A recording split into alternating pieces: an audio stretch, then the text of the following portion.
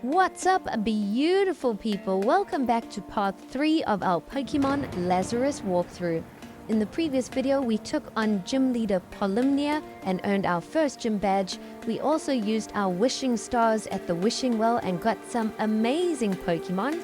We went back to Professor Elia, who told us to come and explore the mountains and make our way to the next city. So that's exactly what we're doing in today's episode. It's the nighttime currently, and we just encountered a wild Rockruff, which we caught, an amazing Pokemon to stumble upon. But we can actually use HM Cut now. After defeating the first gym leader, you can use HM Cut. And after battling and defeating Trainer Rania, she'll give you the HM to use. So we're going to explore the mountains, do a whole bunch of training in today's episode, and make our Pokemon a whole lot stronger, and then hopefully we'll reach the next town. There are a countless number of trainers to battle here in the wild, so we are getting some good training experience. But we have also just found a little cave, so we're going to go and explore the cave too. We have just found a little student here who offers us a side quest. He wants us to try and find every land Pokemon and register them on our Pokédex. We've also just found a wild Sandshrew, but the alternate type, the ice version. So we are going to try and catch it and add it to our collection. We throw out a Great Ball and luckily it does the job. We are going to try and catch as many Pokemon as we can. I'm really happy with my team, but we definitely still might make a change or two. It depends what Pokemon we come across. But before we enter the cave, there are a trainer or two to battle. Once you've gotten them out the way, you can go inside, and inside the cave there's also another trainer or two, and you can find a whole bunch of the unknown Pokemon, the alphabet Pokemon. They're all different shapes, like letters of the alphabet. So if you want to try and catch every single unknown, I'm sure there will be a side quest and a reward for that. I haven't come across it yet, but you never know. Now we have found a super interesting section. On the floor there's a hidden message. It says, solve the puzzle to prove your worth. So I'm guessing there are some puzzles here with this machine. We chat to the woman and they said we can only pass through if we complete 2 puzzles. So we're going to start the first puzzle on the left here. It's a puzzle of a little Kabuto. And I recommend that you always start with the outside frame first. That's pretty easy to figure out. And we've completed the first puzzle. That was pretty easy. But the second puzzle is of Omanyte, and this one we struggled with a little bit more. But again, I recommend that you first start off with the outer frame, the square. That's pretty easy to figure out. Once you've got the frame out the way, the rest can be worked out quite easily. You just have to do a bit of experimenting. So we have figured out the frame just about. I think we've just got to put a frame piece on the right. And the piece at the bottom, we've got to turn around a bit. That doesn't look like it fits in very well. But it looks like the frame is 95% done. And it looks like Omanyte's shell is almost correct. I don't really get this piece covering its eye. Does Omanyte only have one eye? I always thought it had 2, but maybe it only has 1. We're going to change this bottom piece around and see if it works better that way. And yes, it works way better. So it looks like we've almost completed the puzzle. The frame is perfect. And now we just have to figure out what's missing. So I think these 2 pieces we might have to swap. We turn it around and yes, we've completed it. So it was a little tricky, but we've completed both of the puzzles. Those puzzles were a fun little addition. I love when they swap things up in the game and you've got a tough little puzzle to try and figure out. But we have found a section with an elder now, and he's got an Espathra, and he gives us an Espathra whistle. Apparently we can use Espathra to travel around on, so it's kind of like a transport Pokemon. We can't really use it to battle, so that's an interesting touch, and Espathra never gets much love in any of the Pokemon games, so that's really cool. It's a nice little gift for conquering the puzzle. But now that we've conquered the puzzle, there's not much left to do besides cross the train tracks and try and reach the next town.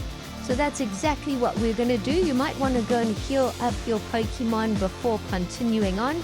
Depends how your Pokemon are looking health-wise. Some of the trainer battles ahead are a lot more difficult than the trainer battles we have faced already. But we have crossed the train tracks and reached a new route. We use HM cuts to enter this new route. And it's time to get to exploring. There's a whole bunch of trainers to battle and a few items for us to pick up along the way. Here are a few berries for us to pick up. And there's also an item there. Before we pick up the item, we encounter a wild Aron, which is a steel-type Pokemon. So I definitely want to try and catch it. It evolves twice and it can evolve into Aggron, which is an absolute beast. I do love steel-type Pokemon too. So we send out Heracross to try and weaken it, and then we're going to throw out one of our Great Balls. Hopefully it works. And yes, gotcha, Aron has been caught, so that's a nice little addition. We pick up a Great Ball and collect the berries. We're going to try and battle all the trainers along this route. We'll see how our Pokemon fare. I did lose to one of the trainers here and revived all the way back in our hometown. So if you don't have any potions and your Pokemon are looking quite weak, you just want to keep an eye on that and make sure you don't get knocked out. But after defeating all the trainers here, we can actually start heading down south. So there's a new route. It's called the Riverwalk Trail, and it's absolutely beautiful. You walk along the riverside here. And we've just encountered an interesting Pokemon, a Q-Fant, which I believe is also a steel type. It's a dual type Pokemon. So we're going to try and catch it for sure. We throw out another Great Ball, and we've done it. We've caught a Q-Fant. I think it evolves into a Copperajah. But our Pokemon also leveled up. Our Fennekin has just evolved into Braixen, which is absolutely unreal. I can't wait for it to evolve again into Delphox. And our Rowlet is evolving too. So this is going to strengthen our team up massively.